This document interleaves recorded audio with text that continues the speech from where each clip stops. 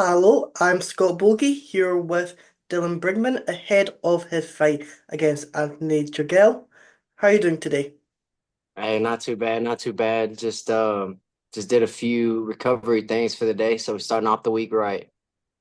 Exactly. And how are you feeling ahead of this upcoming fight? Man, honestly, I'd probably say I'm just feeling normal because whenever you live day to day like this, it's Yeah, something that just, feeling good though. Feeling good. exactly. And you do have a fight scheduled for after this one at the end of October against Barry Gvin. Is that currently on pause to see how you are after this fight? Kind of, yeah, I like to play fight by fight, like I Yeah. don't like to just book a whole bunch of fights and something could happen because I'm a logical person, I think about all the bad, all the good, but yeah, it's something that's just lined up right now. And obviously, I would ask how your professional debut went. However, it was over before it started. 1 minute, 17 seconds, triangle choke. That must have felt nice. Yes, sir, sure did. And I'm a small guy, so to get a triangle out of all submissions is pretty nice. And did you feel like that fight was going to last as quickly as it did? Or did you feel like he was going to put up more of a test? It's I thought, I'm not saying like any disrespect to the Yeah. person I was going against, but like the way that we train and prepare, we kind of just are ready for everything. So I was already in the mindset of no matter what he does, I'm gonna be ready. So, he just kind of played into my game a little bit. Exactly. And you have been a busy fighter this year. I think this is your fifth fight coming up. Do you Yes, like yes. do you like staying this active? Man, honestly, yes, because I started off a little late. I started training after I turned 19. So most people are doing this when they're like 12, Yeah. 13 years old. But luckily, I'm getting my experience in the cage and we're learning a lot of good technical technique stuff outside of the cage. So it kind of the progress goes this way instead of Yeah. like stagnating. And you had 10 amateur fights before you got that professional debut. Did you feel like you had enough experience, it was time to go pro, or was it more of your coach's decision? Look, you're ready, let's try this.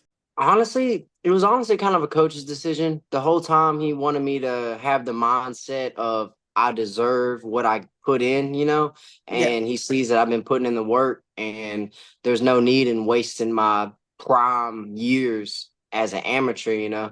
So it's yeah. time to get paid, time to start to get this dice rolling. And as an amateur, you were able to collect some amateur belts.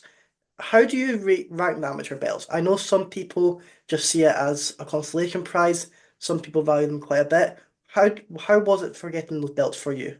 Honestly, well, there was one belt that I got pretty early on and I defended it 4 times. And then I went and got one for Attitude, which was pretty cool because it was a whole different promotion and everything.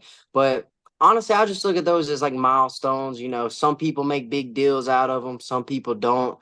I don't really make a big deal out of it because I'm not a UFC champion. I'm not a Yeah. one champion. So like I want to like feel like I earned that real title. But it was fun. It was very fun and very humbling and a great experience to like just live through, honestly. And if you are able to come out of this fight and then obviously your next fight at the end of October, are you thinking about taking a wee bit of a break after that, or are you still just gonna go right back to it? I like to be a different fighter every time I step in the cage. So fighting month to month, you don't really see too much of like the technical progress. Yeah. So, I might, depending if the opportunity comes, I might wait till the end of the year, the beginning of next year, because, maybe I'll see a few things that I got to sharpen before I go out there and showcase my skills again. And obviously this fight is under the Cage Fury FC banner. How did it feel to be working with a promotion of that size? Man, honored because it's really not every day that you get to go out and showcase the Yeah. skills that you work for every single day on a pretty big promotion. Like, I hope there's going to be a lot of eyes and I'm hoping they tune in because I got some stuff. I got some stuff I'm ready to show. Exactly. And one of the benefits of that promotion is the fact that you do have the UFC Fight Pass attached to it. So you have even more eyes coming onto it from that. Hmm. Now, with your training, you are training out of, I think it was like DeSoto, is that correct? Yes, sir. DeSoto Apex. And how has that been for your development? Well, luckily we got paired with I say honestly, one of those once in a lifetime coaches in Fred Fisher, and he teaches us how to be ready for everything, no matter what it is, whether it's the pressure they give you, the way they feel, the rain, like everything. And my goal right now is to be able to mimic the style of fighter that he sees in his image, and I see it too, So, uh, I think it helps out a lot, but it also helps to go out and see new looks, go to different gyms, figure out what other people do based off what you do. So like it's just a big learning experience, and I'm very blessed that I got put with one of the coaches that I have. And the coach Jeff Denton, one of our main head coaches that owns the gym, he's brought this team together, more than anybody else would have tried to. So, without all that, it wouldn't be picture perfect like it is. And does it make it any easier knowing that you do have teammates on this card? I think it's Tyler Forsyth. He's Yes. on this card. Does that make it any easier? I wouldn't say easier. It just makes it more like I said, it's an everyday thing. I get to see one of my teammates that I see every day. I get to go out there and see what he's gonna do. What I like. He gets to watch me. We're in the back. We're warming up. We're doing what we got to do. It's an everyday thing. So it feels good to carry that into a fight. It's not every team gets to just have fighters that fight on the same cards, especially one of this caliber. And what do you feel like you've improved on the most since that last fight? Ooh, honestly, since my last fight, I'd probably say just sharpening some of the tools that I've been wanting to sharpen, like figuring out how to do certain techniques and the muscle groups that I need to work, and stretching and eating right and dieting, and just what it means to be professional, not only in the MMA but as a person. And your last fight was your professional debut. Did you feel like heading into that fight, cause you went, I think it was like 11 fights, I'm an amateur, 7-4 record. You did come in there with a lot of experience, but did you feel like it was kind of like a reset of your career because you were heading back to 0-0? Well, I don't really look at it necessarily record wise. I look at it more as it's just a fight, because I can go in there with somebody that's absolutely trash, and and they could catch me. But I did go into that fight right after vacation. So I was not nervous, but I was like, I know I'm not going in there physically capable of what I know I'm capable of. So having that professional debut jitters, I'm glad I got it out of the way for that fight. And now it's not, I'm coming in this one and all I'm focused on is, oh, it's my debut. That's Yeah. not my mindset at all. And So how do you handle these high pressure situations? put myself in high pressure situations. The more I'm involved, the more I go out to competitions that are out of state. I'm by myself, doing things like by myself, and you know, uh, training every day. You never learn how to get good at controlling anything unless you do it. So I just like putting myself in high pressure situations. I feel like when my back's against the wall, that's when I perform the best because I have to. Exactly. And how did you get into the MMA scene? Oh man. So COVID hit, right? And I was Yeah. playing football in college for a little bit. And whenever COVID hit, they made us not do anything, stay in the dorms, all that stuff. You remember all that? And I was all the way in Minnesota, and I said, I got to come back home to Mississippi and find something to do, because I can't just waste my physical attributes that I've been gifted. So I got in touch with one of my old partners, and he told me about this man named Fred Fisher, and it's been history since. And like you're saying, you do have that footballing background. How much do you value tape study in the sport?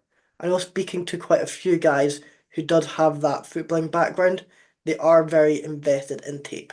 Um, I I think there's a way of healthy taping and being unhealthy. Like I don't necessarily want to just focus on what he's gonna do to Yeah, where it's like, oh, I'm reacting off him, because I feel like if you're smart enough and you're training right, you'll slick be prepared for everything and you'll know how to respond based off what he does.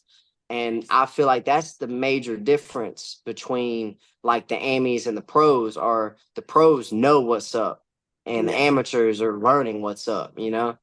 But, I feel like the football background did help a little bit. It not only helped with my work dedication, it helped with people telling me I ain't gonna be this, I ain't gonna be that, and not ever listening to them and just keep going.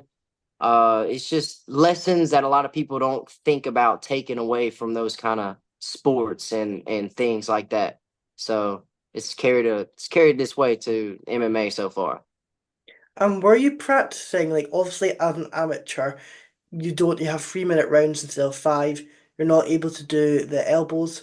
Were you practicing this stuff sort of stuff for when you did become pro? Well, I'm gonna say this like I always say. In Mississippi, we actually fight, even as an amateur. So for the past about 8 of my fights, I've been having professional level fights. So I'm ready when it comes to elbows, knees to the face, basically how to hurt somebody. So being in Mississippi has only done me right because it already as an amateur, I'm fighting pro level fights pretty much. A lot of these guys come from their states, wherever they're from, and they get over into the pro levels and they ain't never been elbowed before to the face. They ain't never seen the blood. They ain't never been kneed or hurt or on the ground. So, I don't want to give off too much of what I'm capable Yeah. of, but, that's just one of the benefits of fighting in Mississippi as an AMI. And what do you feel like so far has been the toughest test for you? Honestly, probably every fight, because I would say every fight.